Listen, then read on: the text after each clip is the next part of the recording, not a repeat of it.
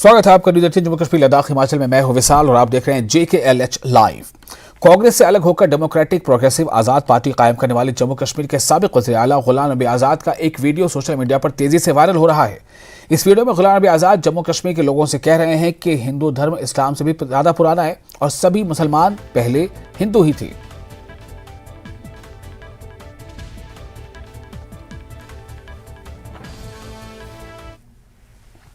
बहुत सारी चीजें जो यहाँ आपको नहीं पहुंचती।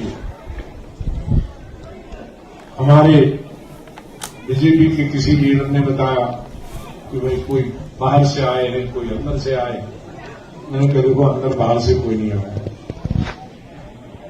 हमारे हिंदुस्तान में इस्लाम सिर्फ है, और वैसे पूरा इस्लाम तो आया ही है 1500 साल पहले। हिंदू धर्म बहुत पुराना है। तो बाहर से आए होंगे 10-20, वो जब मुगलों के वक्त में उनकी फौज में थे। बाकी तो सब हिंदू से ही कन्वर्ट हुए हैं मुसलमान हिंदुस्तान में। और उसकी मिसाल हमारी कश्मीर में है। कश्मीर में कौन था 600 साल पहले मुसलमान? सब कश्मीरी पंडित थे, सब वही इस्लाम कर गए, बन गए। तो मैंने कहा सब इसी धर्म में पैदा हुए। सब डिविजनल पुलिस इंतजामिया बानेहाल की जानिब से तिरंगा रैली निकाली गई, जिसमें सैकड़ों अफराद ने शिरकत की। मेरी माटी मेरा देश के बैनर तले रैली निकाली गई।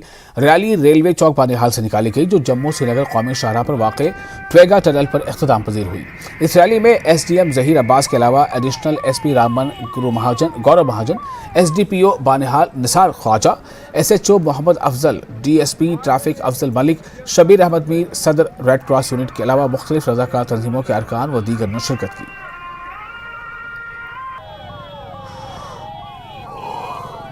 मेरा देश मेरा मुल्क, और हम सभी जितने भी यहाँ नौजवान यूथ खासकर यहाँ पे आए थे, बनिहाल के जितने भी यूथ यहाँ पे आए थे, PRIs में आए थे, चाहे वो पुलिस के जवान आए थे, यहाँ हमारे NGOs बनिहाल में है जितने भी हैं, यहाँ पे जितने भी नेशनल हाईवे के बाकी टीम्स हैं, यहाँ पे सबका जो है यहाँ पे बड़ा योगदान रहा। और खासकर पुलिस के एडिशनल SSP साहब, यहाँ SHO साहब, यहाँ SDM साहब, और सबका मैं शुक्रिया करता हूँ। और अपनी तरफ से जो अपनी पूरी बनिहाल की यूथ की तरफ से है जो है उनको मुबारकबाद पेश करता हूँ कि मेरी मिट्टी और मेरा देश, जो हमारे देश में 77वां साल जो है यहाँ पे आज़ाद हुआ है। पहली बार हमें यहाँ पे जो है इतने आवाम के अंदर जो जज्बा हमने देखा है, और पहली बार हमने ये चीज़ जो है इस चीज़ का जज्बा देखा। बहुत खुशी महसूस हो रही है। हम पुलिस डिपार्टमेंट का बहुत बहुत शुक्रिया अदा करते हैं। बहुत अच्छा लगा। तमाम लोग हैं, पूरी यूथ है, पूरे दुकानदार है, पूरे ट्रांसपोर्टर है, सब लोगों ने इस रैली में हिस्सा लिया और सारे के सारे बहुत खुश महसूस हो। और ऐसा महसूस नहीं हो रहा है कि हमारे ऊपर बारिश हो रही है, इतनी खुशी में। और कल से शुरू होने वाली श्री बुढ़ा अमरनाथ यात्रा से कबल सरहदी इलाका पुंछ के नवग्रह मंदिर से आज त्रिशूल यात्रा निकाली गई। त्रिशूल यात्रा में सैकड़ों अफराद ने शिरकत की। त्रिशूल यात्रा में district deputy development commissioner Yasin Mohammad Chaudhary, Udeshpal Sharma के अलावा दीगर मौजूद थे। त्रिशूल यात्रा में तमाम बिरादरी के सैकड़ों अफराद मौजूद थे। नवग्रह मंदिर से 100 किलोग्राम वजनी त्रिशूल यात्रा निकाली गई। ये यात्रा कॉलेज ग्राउंड पहुंची, जहां पर मंत्र पढ़े गए। नवग्रह मंदिर से त्रिशूल यात्रा निकाली गई है। ये त्रिशूल यात्रा महान श्री यशपाल शर्मा जी की याद में निकाली गई है, क्योंकि यशपाल शर्मा जी का ऐसे यात्रा में श्री बूढ़े अमरनाथ जी की यात्रा, बजरंग दल के और विष्णु भट्टी की जो यात्रा आती है, उसमें यशपाल शर्मा जी का बहुत बड़ा सहयोग होता था। उनकी याद में आज हमने यहाँ पे एक त्रिशूल यात्रा निकाली गई है, जो कि नवग्रह मंदिर से होती हुई यहाँ पे कॉलेज ग्राउंड में आई है। और आज हमने यहाँ पे विधिवत पूर्वक यहाँ पे त्रिशूल का पूजन करके आज हमने उसकी स्थापना की है।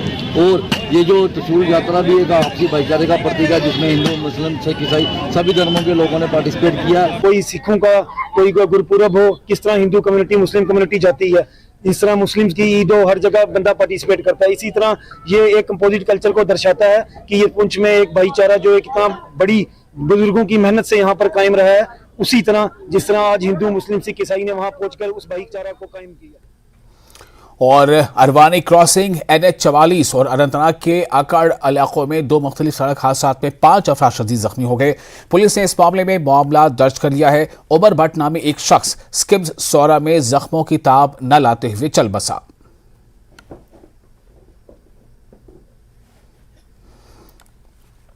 वहीं जम्मू श्रीनगर कौमी शाहराह उधमपुर पर मोदी ग्राउंड के करीब एक मिनी हादसा पेश आया। वहां पर मिनी बस हादसा पेश आया, जिसमें एक मिनी बस हादसे का शिकार हो गई, दुर्घटनाग्रस्त हो गई। बस में बच्चल यात्री सवार थे। इस हादसे में 13 यात्री जख्मी हो गए, जिसमें एक की हालत तशवीशनाक है। मिनी बस जम्मू में बच्चल माता की तरफ जा रही थी। जख्मी यात्रियों को फौरी तौर पर तिब्बी इमदाद के लिए उधमपुर के गवर्नमेंट मेडिकल कॉलेज अस्पताल मुंतकिल किया गया। कोचीपुरा टनमर्ग से ताल्लुक रखने वाले कश्मीर के मशरूम बादशाह के नाम से मशहूर गौहर अली लोन को प्रोग्रेसिव मशरूम अवार्ड 2023 के लिए मुंतखब किया गया है। इन्हें 10 सितंबर को हिमाचल प्रदेश के सोलन में Indian council for agricultural research centre की जानिब से मशरूम मेले के दौरान इस अवार्ड से नवाजा जाएगा। इस अवार्ड के लिए पूरे मुल्क में सिर्फ 5 लोग मुंतखब हुए हैं, जिनमें कश्मीर से सिर्फ गौहर अली का नाम शामिल है। गौहर अली गुज़िश्ता कई बरसों से मशरूम की काश्त कर रहे हैं और अच्छी खासी आमदनी कर रहे हैं और दूसरों के लिए भी मशअल राह बने हुए हैं। इस अवार्ड के इंतखाब पर गौहर अली ने खुशी का इजहार किया है। उधर एग्रीकल्चर कश्मीर के डायरेक्टर चौधरी मोहम्मद इकबाल ने भी खुशी का इजहार करते हुए कहा है कि यह कश्मीर में एग्रीकल्चर सेक्टर की कामयाबी की निशानी है। इन्होंने गौहर अली की खूब तारीफें की। मुझे आज इंतहाई खुशी मिली है जब 2023 के लिए प्रोग्रेसिव मशरूम अवार्ड के लिए मैं सिलेक्ट हो गया। मैं इसके लिए एलजी साहब का शुक्रिया अदा करता हूँ या हमारे यहाँ पर चाहे यूनिवर्सिटी हो, डिपार्टमेंट एग्रीकल्चर हो या हमारे डीसी मैडम हो, इनके लिए भी मैं बहुत ही शुक्रगुजार हूँ जिनने मुझे इतना हौसला दिया। आज मैं नेशनल अवार्ड से बढ़िया अवार्ड के लिए सिलेक्ट हो गया। मशरूम का काम मैं 2007 से करता हूँ। इसमें मुझे कम से कम अपनी स्टेट में 6 अवार्ड मिले थे। उसके बाद 2021 में नेशनल अवार्ड के लिए सिलेक्ट हो गया। उसके बाद एलजी साहब ने मुझे अवार्ड दिया और मेरे तारीफ भी की है। आज 2023 में फिर से मैं इंटरनेशनल अवार्ड के लिए सिलेक्ट हो गया। Indian council of agriculture research की जो डायरेक्टरेट मशरूम के साथ डील करती है, जिनका हेडक्वार्टर जो है वो सोलन में है, उन्होंने इस साल 5 किसानों का इंतखाब किया कि जिनको अवार्ड से नवाजना है। और फख्र की बात यह है कि उनमें एक किसान जो है वो हमारे कश्मीर डिवीजन का है, जिसका नाम गौहर अली लोन, जो कि टंगमर्ग का रहने वाला है। और फख्र महसूस होता है कि जिस वक्त हमारे यंग फार्मर जो हैं वो कोई नेशनल अवार्ड लें तो वो अपने आप में उनकी जहानत डिपार्टमेंट की और यूनिवर्सिटी की जो कोशिशें होती हैं वो मंजर आम पर लाने के लिए भरपूर कोशिशें हमेशा की जाती हैं।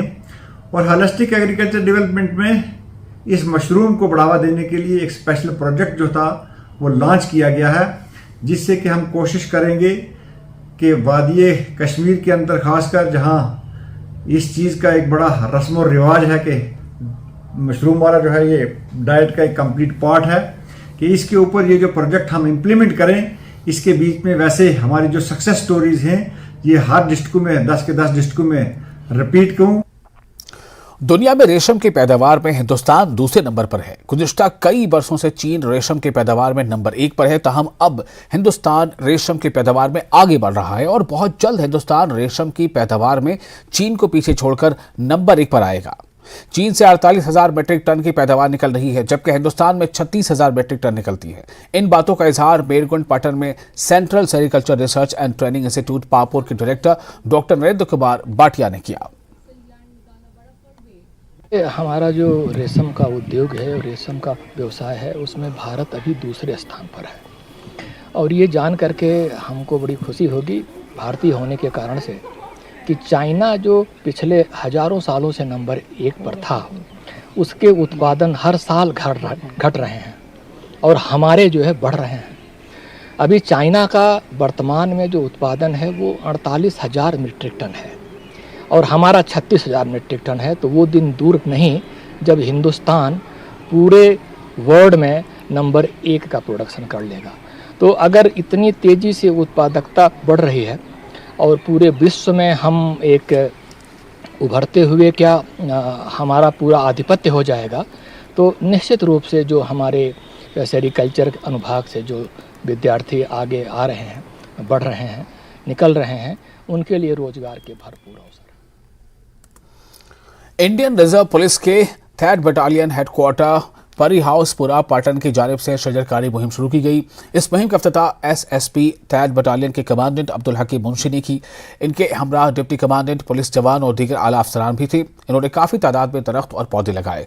इस मौके पर SSP अब्दुल हकीम मुंशी ने कहा कि आसपास के माहौल को साफ और शफाफ रखने के साथ साथ माहौलियाती तवाजुन को बरकरार रखने और इंसानी जिंदगी के लिए शजरकारी इंतहाई अहम है। इन्होंने जोर दिया कि हर कोई शख्स अपने इर्द गिर्द दरख्त और पौधे लगाए। माहौलियाती तवज़ुन को बरकरार रखने के लिए बहुत से ज़्यादा पौधे हम लगाएं तो हमें इससे बहुत ज़्यादा फ़ायदे हैं। एक तो पोल्यूशन कम हो जाएगा। आजकल की दुनिया में हम पोल्यूशन की वजह से हमारी ज़िंदगियां मफलूज हो चुकी हैं। हम इस बहुत बुरी चेतावनी से गुज़र रहे हैं। तो जितने हम प्लांट करेंगे, जितने हम पौधे लगाएंगे, माहौल साफ़ सुथरा रहेगा, हमें ऑक्सीजन काफ़ी मिक़दार में मैसर हो सकती है और हमें सायेदार दरख्त मिल सकते हैं। ज़मीन में मॉइस्चर रह सकता है और उस मॉइस्चर, उस नमी की वजह से हमारी ज़मीन भी फर्टाइल हो सकती है। अपनी आइंदा आने वाली नस्ल को भी यही सबक दे दीजिए कि पौधे हमारी ज़िंदगी के लिए कितने ज़रूरी हैं।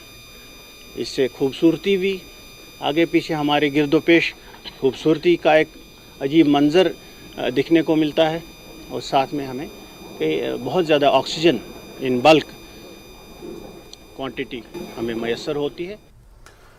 ब्रेक के बाद एक बार फिर आपका स्वागत है न्यूज़ 18 JKLH पर। आप देख रहे हैं JKLH लाइव। करगिल के शकर सब डिवीजन के हाकंस और शकर गांव के लोगों ने साबका काउंसलर मोहसिन अली के खिलाफ एहतजाज किया।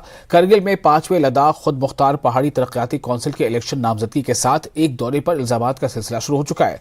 करगिल प्रेस क्लब में शकर सब डिवीजन से ताल्लुक रखने वाले हाकंस और शकर के दर्जनों लोगों ने एक प्रेस कॉन्फ्रेंस की, जिसमें साबका एग्जीक्यूटिव काउंसलर मोहसिन अली के खिलाफ एहतजाज किया गया। इन्होंने मोहसिन अली को एक दल बदलू काउंसलर करार दिया।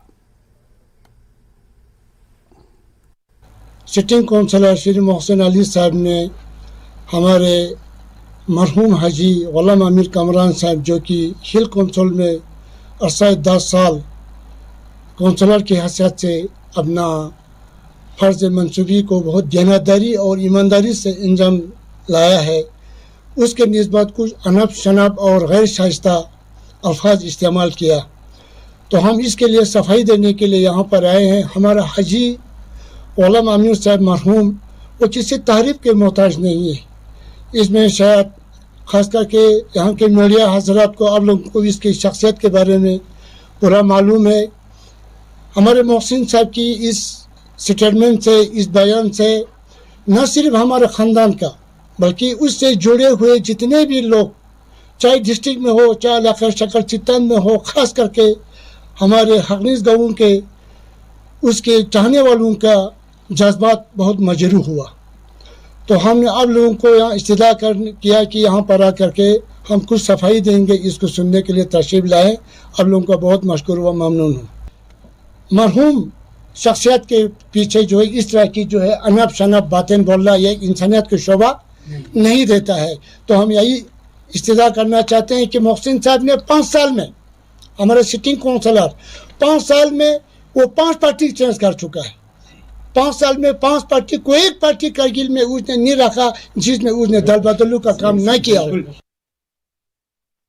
और ड्रैगन सुपरमार्ट ने ख्वातीन की मुख्तलिफ अंजुमनों जैसे Ladakh Buddhist association women wing, Anjuman Imamia Khawateen wing, Anjuman Islam Khawateen wing और क्रिश्चियन कम्युनिटी विमेन विंग के इश्तराक से होटल ड्रैगन लेह में एक रोज़ा सब्जियों की नुमाइश का इनेकाद किया। लद्दाख में खुश्क सब्जियों के जरिए किसानों को पायदारी को फ़रोग देने के लिए नुमाइश का इनेकाद किया गया। इस इक़दाम का मकसद सब्जियों और जड़ी बूटियों को खुश्क करने के रिवायती तरीक़ों को बहाल करना और इनको फ़रोग देना है। हिल काउंसिल के चेयरमैन एडवोकेट ताशी ग्याल सिंह इस मौके पर मेहमान खुसूसी थे।